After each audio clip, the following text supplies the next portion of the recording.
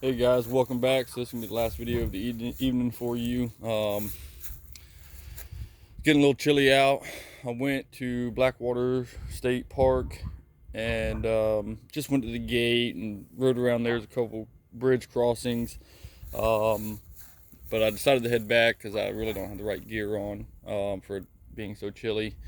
Um, so I just kind of wanted to go over a little bit. I did some high speed maneuvers and riding on the sides of the road, and some other stuff.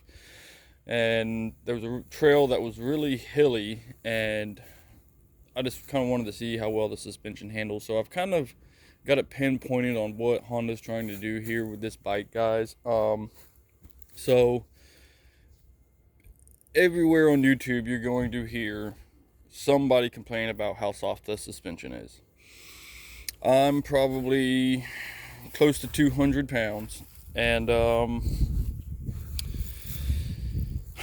it's definitely soft. I'll give it that. Something I've noticed since the first week or two of the bike, I've noticed the more so in the front than the rear. The front forks just seem they're I guess breaking in. They're easier to squish. They're a lot softer. To me, it feels like they're softer. Maybe it's just I'm getting used to the bike.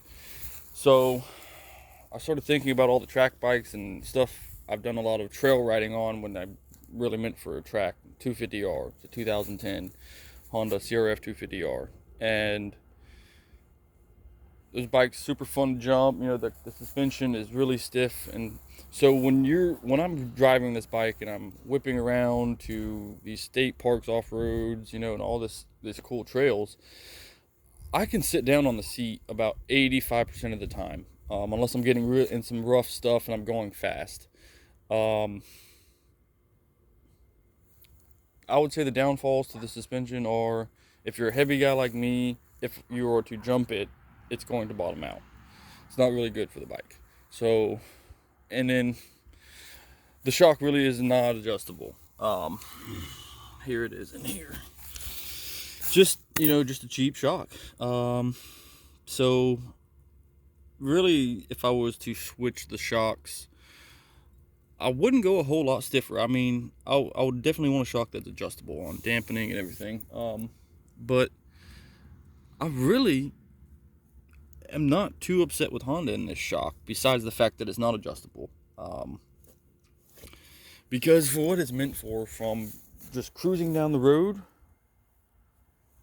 and then just whipping off to a trail, and you don't have to stand up a lot. So what I mean by this, guys, for other trail and track bikes that have a really stiff suspension in the rear because they're doing a lot of jumping, is what I'm getting at is, you can sit down on this bike and do all the stuff that the 250, or let's say you took a track bike out for some reason, and the same trails, you would be exhausted by the end of the day on a bike with a really stiff suspension.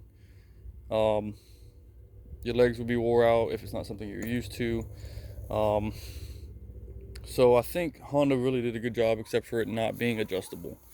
Um, I'm loving the tank bag. I'm about to add all the other bags and the metal rack back here, and then the skid plate. Um, so I really think Honda did a good job, besides it being adjustable. You know, you can relax and ride it. You can go down trails, even if they're rough. I mean, the suspension just eats it. Um, because if you're on the highway or a trail and you're sitting down on a bike with a stiff suspension, and you start hitting some rough stuff at a high rate of speed and you're not anticipating it, you're probably going to get shucked off the bike. And what I mean by that, the bike jarring you up in the rear end, which pushing you off the bike because you're just sitting dead weight with your rear end on the bike. Whereas this bike just eats it. I mean, it floats through a lot of this stuff. Again, there are downfalls to that. It's harder to get this bike to do a wheelie, because of the fact that the travel in the rear is so soft that all it wants to do is squat down when you're trying to pull a wheelie. Other than that, I mean, I love it, guys. I spent $1.76 for riding for about 6 hours, 5 hours today. That's another pro, a huge pro. So just wanted to shoot you guys a little bit the mileage here. We're getting close, 940 miles. So there's just some stuff I'm throwing out there for you guys to keep in mind. It's a little more expensive for the ABS model. I mean, I didn't care whether I bought the one with ABS or not. Supposedly it's cheaper for insurance if you get insurance on one of these things. So turning it off is phenomenal because you can lock up the back brake and slide into turns. I really like that Honda made that an option. But yeah, guys, hit that like, share, subscribe button. Stay tuned for the new content coming out tomorrow. We're going to be doing some riding this weekend. We're going to do a lot of videos. My buddy's got a KTM 500. I think it's like a 06, 08 model he's going to be taking out. His other buddy's got a Husqvarna he's supposed to be taking out. And I'm waiting for my other buddy to pick up a KLX 300, hopefully here in the next few weeks. And I'm going to try to get out and do some more riding, guys.